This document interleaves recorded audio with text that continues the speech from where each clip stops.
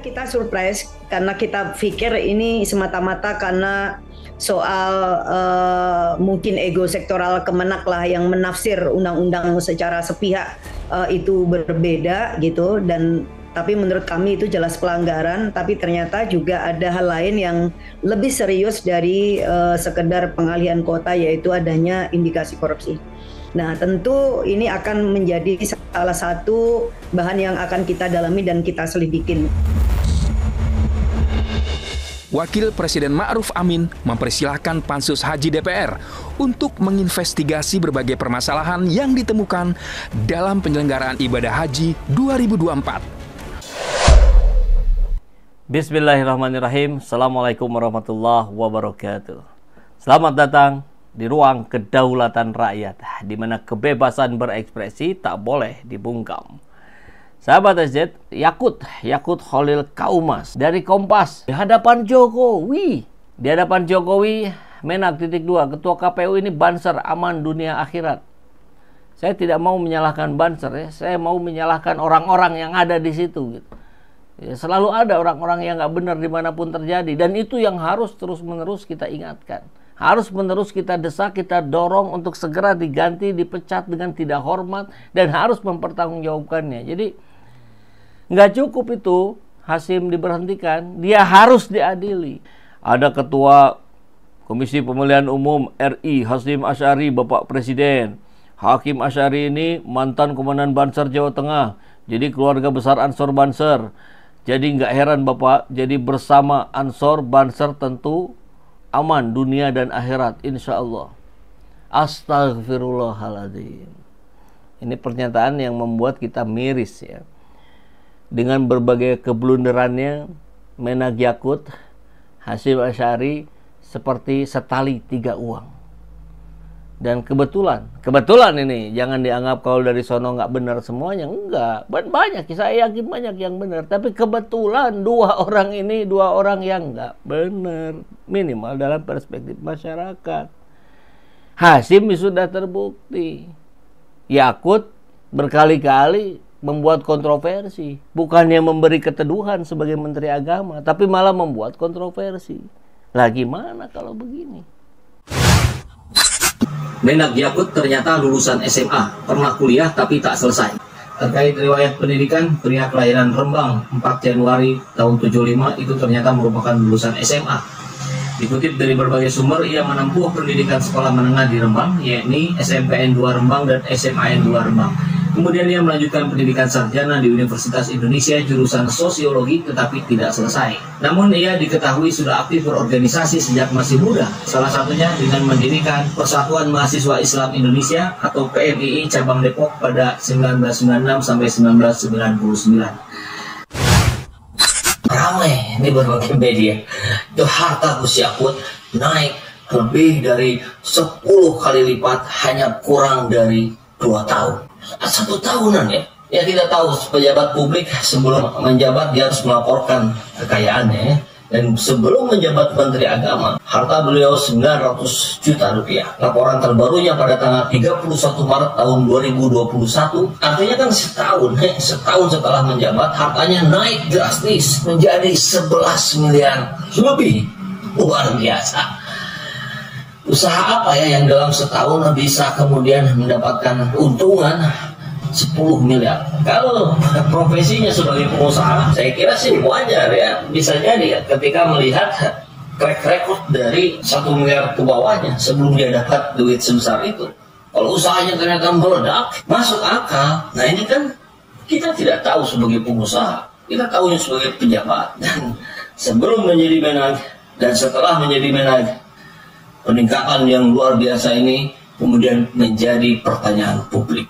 Saya kira Gus Yakut harus memberikan klarifikasi. Tentu kita tidak suzon, tentu kami mencoba untuk menjauhkan diri dari prasangka-prasangka yang negatif. Makanya ini harus segera diklarifikasi. Jangan kemudian orang lantas nanti menyambungkannya, mengaitkannya dengan dana haji, dengan pemanfaatan posisi jabatan sebagai menteri, karena fokus Anda harus pada rakyat Indonesia, bukan pada usaha pribadi, bukan untuk menumpuk harta kekayaan keluarga. Dugaan korupsi dana haji, KPK panggil dan periksa Yakut Khalil Qaumas dan Anggito Abimanyu checklist 1. Maksudnya apa ya checklist 1 ya? Checklist 1 kalau di WhatsApp itu kan belum keterima. Tapi oke, kita abaikan dulu. Kita langsung ke konten ya. Jadi kurang lebih artikel ini membahas tentang ketidakmampuan Menteri Agama Yakut Khalil Qaumas dengan menutupi alasan pandemi. Jadi alasan pandemi dijadikan sebagai sebuah dalil untuk menutupi ketidakmampuannya. Apa ketidakmampuan itu? Katanya BPKH sesumber harga sebenarnya itu dana haji 69 juta. Kemudian calon haji bayar sekitar 35,2 juta. Nah, disubsidilah sekitar 33 jutaan. Padahal publik tahu subsidi ini pakai dana abadi umat yang sumbernya dari uang dana haji juga. Nah, di titik inilah Jajang Nurjaman, ini kita tahu Jajang Nurjaman itu pelatih sepak bola ya, pernah melatih Persib Bandung. Tapi yang ini orangnya beda. Dia adalah koordinator Center for Budget Analysis, lembaga CBA. Ini menilai persoalan gagalnya haji tahun 2020 dan 2021 sebagai puncak dari bobroknya pengelolaan dana haji oleh BPKH. Mulai dari transparansi, pemborosan anggaran karena program dan kegiatan yang dilaksanakan oleh pegawai BPKH tidak sesuai aturan, bahkan dugaan korupsi. Wow! Ini yang menarik nih, soal belanja operasional BPKH ya. Ini di tahun 2020, itu belanja pegawai dan operasional kantor mengalami lonjakan kenaikan yang drastis. Kenaikannya sebesar 123 miliar lebih. Itu di tahun 2020 loh. Saat tidak ada keberangkatan haji. Kok biaya operasional pegawainya melonjak drastis. Nah ini kan kecurigaan yang disorot oleh Jajang Nurjaman. Belum lagi ada potensi penyelewengan yang dalam satu kasusnya aja bisa mencapai 1 miliar lebih. Bahkan terkuak juga informasi di akhir tahun 2019 ada pelatihan manajemen perhajian di Mekah dan Madinah. Ternyata kegiatan itu tidak lain adalah kegiatan pelesiran saja karena tidak ada topik dan materi pelatihannya. Jadwalnya nggak ada, narasumbernya nggak ada, dokumentasi pelaksanaannya pun nggak ada. Waduh, jadi kejadian itu saja sudah terpakai dana sampai 493 juta, setengah miliar. Belum juga pemborosan uang hariannya yang mencapai 351 juta, biaya penginapan 141 juta lebih, maka karena biaya tidak sesuai. Maka berdasarkan temuan-temuan ini, CBA, Pak Jajang Nurjaman meminta Presiden Jokowi untuk segera mengevaluasi kinerja Menteri Agama Gus Yakut dan juga Anggito Abimanyu. Dan juga meminta KPK untuk menelusuri lebih lanjut ini, dugaan penyelewengan anggaran dana haji. Dan yang lain-lainnya tadi, pelatihan fiktif dan sebagainya yang diduga ya. Nah, tapi persoalannya kita lihat juga kondisi KPK sekarang saat ini dalam kacamata publik kan justru sedang dilemahkan. Lantas kepada siapa tidak bisa berharap pembenahan negeri ini? Pada rumput yang bergoyang kah? Sahabat SJ Channel semua, terima kasih ya sudah menonton video ini. Saya sangat senang sekali bisa berbagi konten video ini dengan sahabat SJ Channel semua. Ya, jika Bapak dan Ibu sahabat SJ Channel semua suka dengan video ini, jangan lupa klik tombol like di bawah ini.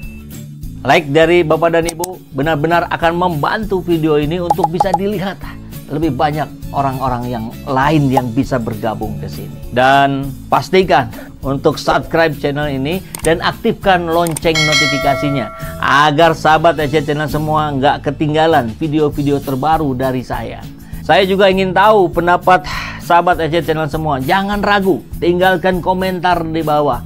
Saya selalu senang membaca dan merespon komentar dari sahabat SJ Channel semua. Sekarang, buat sahabat SJ yang ingin mendukung channel ini lebih jauh lagi dan mendapatkan banyak keuntungan eksklusif, sahabat SJ bisa menjadi member dari channel ini. Dengan menjadi member, sahabat SJ akan mendapatkan akses ke konten-konten eksklusif, badge spesial di sebelah nama sahabat SJ Channel semua, dan emoji custom yang hanya tersedia untuk member saja. Selama live streaming, sahabat SJ bisa gunakan super chat, super sticker untuk membuat pesan-pesan yang dibuat jadi lebih mudah kelihatan. Dan kita bisa berinteraksi dengan lebih dekat. Dan jika sahabat SJ sudah menonton video ini atau setelah live stream selesai, bisa juga memberikan super thanks.